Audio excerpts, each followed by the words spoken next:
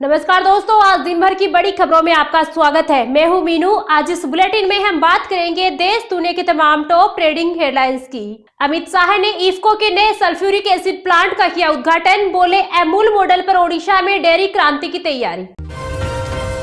चारधाम यात्रा 2026 online registration शुरू, WhatsApp से कर सकते हैं आवेदन। ईरान जंग से रसोई गैस की किल्लत हो सकती है, तेल कंपनियों को एलपीजी प्रोडक्शन बढ़ाने का आदेश। ईरान ने 22वीं बार इजराइल पर मिसाइलें दागी, कुवैत में अमेरिकी मिलिट्री बेस पर भी हमला, सुसाइड ड्रोन से निशाना बनाया। रूस से कच्चा तेल खरीद सकेगा भारत, ईरान जंग के कारण अमेरिका ने 3 अप्रैल तक रियायत दी। कर्नाटक बच्चों के सोशल मीडिया यूज पर बैन लगाएगा, ऐसा करने वाला देश का पहला राज्य, पेरेंट्स की परमिशन जरूरी।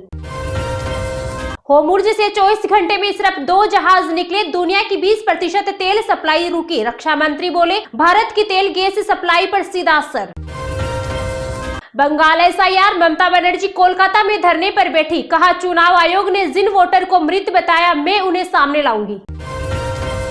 असम में वायुसेना का सुखोई फाइटर जेट क्रैश, दोनों पायलट की मौत, इनमें एक ऑपरेशन सिंदूर का हिस्सा थे। आज जेडीयू ज्वाइन करेंगे नीतीश के बेटे निशांत, सीएम हाउस की बैठक में विधायक रोए, बोले बिना नीतीश के निशांत नहीं चाहिए। रायसीना डायलॉग, ईरानी उप विदेश मंत्री बोले आखिरी गोली तक लड़ेंगे, ट्रंप न्यूयॉर्क का मेयर नियुक्त नहीं कर सकते, हमारा लीडर क्या खाक तय करेंगे। आरएसएस प्रमुख मोहन भागवत बोले हम बंटे हुए हैं इसलिए आक्रमण हो रहे हैं, भेद और स्वार्थ को तिलांजलि दें। ट्रंप बोले ईरान मेरे बिना सुप्रीम लीडर न चुने, सिलेक्शन में अमेरिका का रोल जरूरी, खामेनेई का बेटा मंजूर नहीं। ईरान दुबई में बाजार खाली, इटली की संसद में ट्रंप का विरोध, बैरूत से भाग रहे लोग। खामेनेई की मौत के बाद कश्मीर में अलर्ट, जुम्मे के दिन श्रीनगर के लाल चौक पर बढ़ाई सुरक्षा। रक्षा मंत्री राजनाथ सिंह ने कहा ऑपरेशन सिंदूर की सफलता ने भारत की सैन्य ताकत को दुनिया के सामने मजबूती से पेश किया।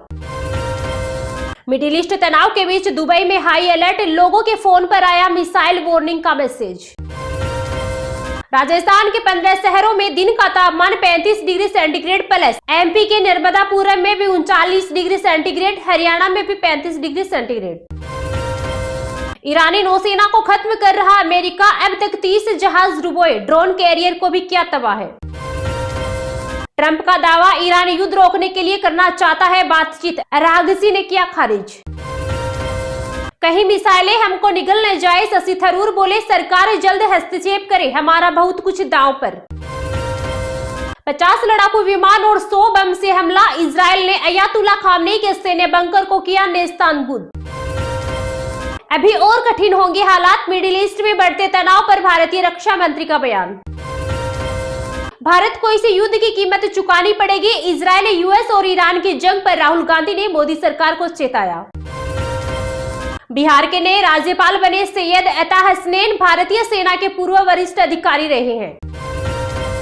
महाराष्ट्र में किसानों का कर्जा माफ करेगी फडणवीस सरकार, सीएम ने किया ऐलान। अमेरिकी उप विदेश मंत्री ने कहा चीन को ताकतवर बनाने में जो गलती की वो भारत के साथ नहीं करेंगे। बहरीन की रक्षा में मदद करेगा ब्रिटेन, इजराइल का तेहरान और लेबनान पर हमला, अमेरिका ने ईरानी ड्रोन कैरियर को बनाया निशाना। पेट्रोल महंगा हो तो होने दो, ईरान जंग पर ट्रंप का बड़ा बयान, बोले कीमतों की मुझे परवाह नहीं। कतर में फंसे भारतीयों के लिए दूतावास की एडवाइजरी, वीजा की वैधता बढ़ी, हेल्पलाइन नंबर जारी। ईरान इजराइल युद्ध से खाड़ी देशों में फंसे भारतीय, 281 फ्लाइट्स रद्द, 24/7 हेल्प सेंटर तैयार। जंग रोकने के लिए ईरान बार बार कर रहा फोन, पर नहीं मान रहे ट्रंप, अमेरिकी राष्ट्रपति का दावा इजराइल और हम मिलकर दुश्मन की ताकत को तय समय से पहले ही पूरी तरह नष्ट कर रहे। पेट्रोल डीजल की किल्लत केवल अफवाह है, घबराए नहीं, देश में ईंधन का भरपूर स्टॉक।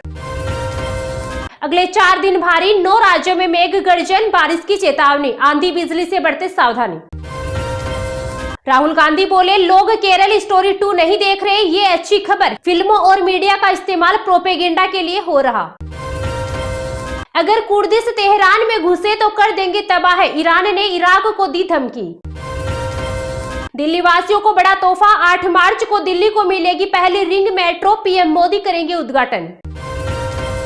पूर्ण एकाधिकार का जमाना बीत गया, ताकत अब देशों में बिखर गई है, रायसीना डायलॉग में बोले विदेश मंत्री जयशंकर। अब टोल बूथों पर नहीं होगा विवाद, 5100 से ज्यादा महिलाएं संभालेंगी कमान। सोना 3 दिन में 8,720 रुपए सस्ता, 1,59,000 पर आया। चांदी 29,125 रुपए गिरकर 2,61,000 पर आई। ट्रंप बोले ईरान बिना शर्त सरेंडर करे तभी समझौता, नई बेहतर लीडरशिप चुनी जाएगी। भारत चौथी बार फाइनल में पहुंचने वाली पहली टीम, टूर्नामेंट में 88 सिक्स भी लगाए, संजू ने कोहली की बराबरी की। कृपया इस्तीफा दे दीजिए लेकिन ट्रंप के सामने झुकिए मत, अरविंद केजरीवाल का बड़ा बयान। ये तो थी आज की कुछ टॉप हेडलाइंस, तो चलिए अब जानते हैं आज की कुछ महत्वपूर्ण खबरों को विस्तार से। अगले 4 दिन भारी, 9 राज्यों में मेघ गर्जन, बारिश की चेतावनी, आंधी बिजली से बढ़ते सावधान। उत्तर भारत में लगातार तापमान बढ़ने से गर्मी के संकेत मिल रहे हैं। तेज हवाओं के बीच सप्ताह के अंत तक न्यूनतम और अधिकतम तापमान 2 से 4 डिग्री सेल्सियस ऊपर जाने की संभावना है। आईएमडी के मुताबिक 6 मार्च से पहाड़ों पर एक नया वेस्टर्न डिस्टर्बेंस एक्टिव हो गया, जिसका प्रभाव हिमाचल प्रदेश और जम्मू कश्मीर के ऊंचे भागों पर रहा, जिससे बारिश एवं बर्फबारी होने की संभावना है। ये विक्षोभ 8 मार्च को उत्तराखंड में एंट्री लेगा, जिससे एक बार फिर से बारिश के साथ बर्फ गिरेगी, जिससे ऊंचे भागों पर सर्दी बढ़ेगी, लेकिन मैदानी हिस्से शुष्क रहेंगे और तापमान बढ़ेगा। स्काईमेट ने बताया कि 8 मार्च से पश्चिम बंगाल, ओडिशा समेत पूर्वोत्तर के कुछ राज्यों में धूल भरी आंधी और गरज चमक के साथ हल्की से मध्यम बारिश रिकॉर्ड की जाएगी। इस दौरान आकाशीय बिजली गिरने की संभावना है। वहीं केरल में भी अगले कुछ घंटों बाद मौसम बदलेगा और तेज हवाओं के साथ बादल बरसेंगे। देश के अन्य राज्यों में गर्मी का सितम शुरू होने वाला है। जल्द ही कुछ राज्यों में हीट वेव का अलर्ट घोषित किया जा सकता है। उत्तर प्रदेश